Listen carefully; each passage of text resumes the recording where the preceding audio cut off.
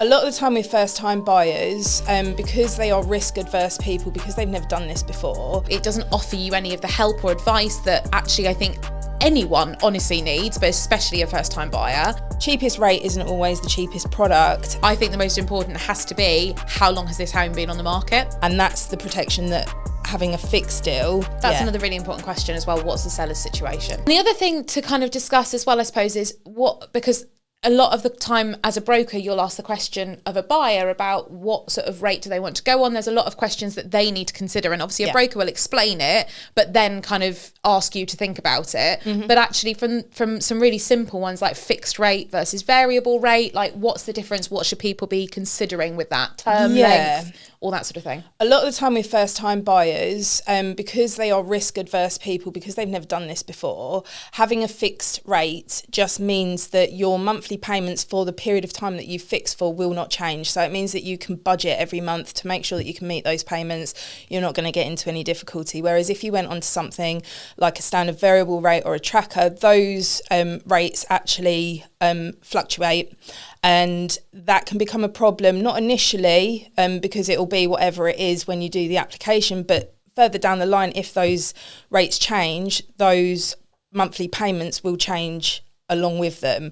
And that's the protection that having a fixed deal gives you. So it's always worth considering that as well, which, like I say, for first-time buyers is generally the stance, but there might be some exceptions to that, as with everything. You can fix that rate for a certain amount of time as well, can't you? So it's not an unending fixed rate. It's 2 years or 5 years, and again, things, whatever's on offer, and things that I think are really important again to discuss with someone like yourself, because actually, again, from a first-time buyer point of view, there might be benefits to fixing for 2 years instead of 5 years, and so on and so forth. And obviously each case and each person is different. So these online calculators do my head in. I'm sure they do your head in as well, because they're wildly inaccurate for one.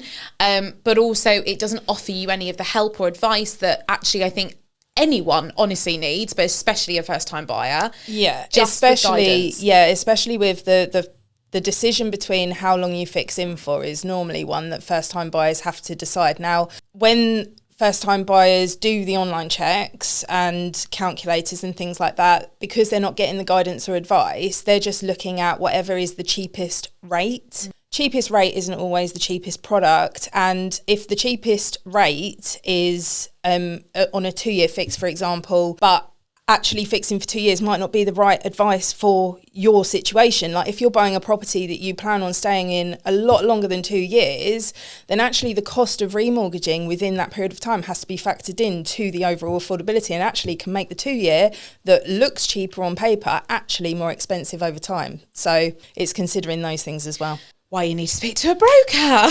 The other things that actually really need to be considered as first-time buyers, which you're not necessarily going to be aware of, are all the extra costs involved. So it's all very well and good working out the mortgage side of things and sort of saying, okay, well, that's what the deposit is I need. That's what then my affordability is per month. But actually you have to also take into consideration other costs. Yeah. So for example, and the things that come to me off the top of my head, and there are more always, because there's extras normally even within the solicitor's fees, but solicitor's fees, check out their legal fees. Stamp duty is delightfully expensive.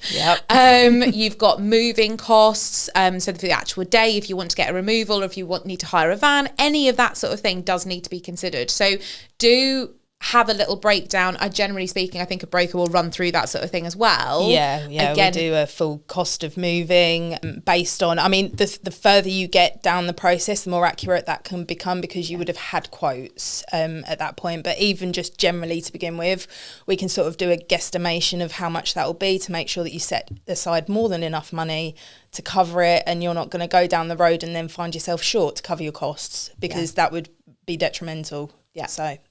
But once you've done all that, you can do the fun part.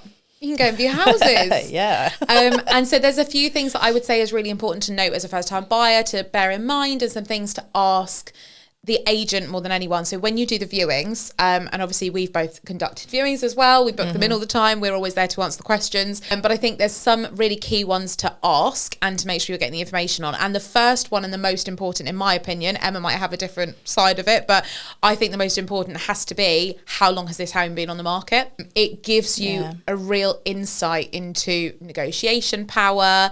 If it's been on for ages, they might be getting a bit fed up, they might be willing to take a lower offer. If it's just come onto the market though, don't expect to be able to go in with a really strong deal if you think that this is the one for you. You know, you've really got to make sure that you have an understanding of that to be able to understand how to then offer on the property and kind of the next steps involved. Yeah, exactly. And I find that when I'm dealing with my mortgage clients and they come to me and said, oh, we've seen a property, but we're not sure, because I get a lot of people asking me, because I'm sort of like a bit impartial when it comes to obviously negotiations with other estate agents.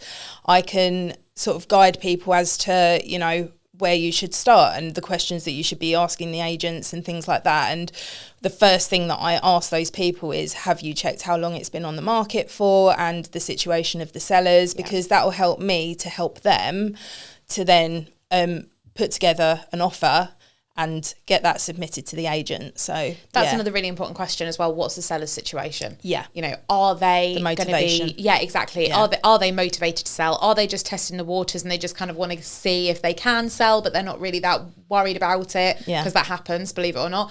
Or are they desperate to upsize? They've got a new family, or are they moving abroad so they're not selling with a chain? But you know, what is the situation? Because again, their motivation would definitely help you and your broker or your agent, whoever you're dealing with, because like I say, we offer the onward negotiation service and a, you know, advanced negotiation service.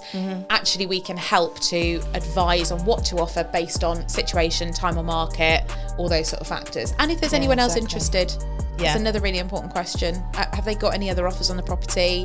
Is it, you know, getting inundated with interest, or actually is it just kind of sat there flatlining? All those things are really important to consider.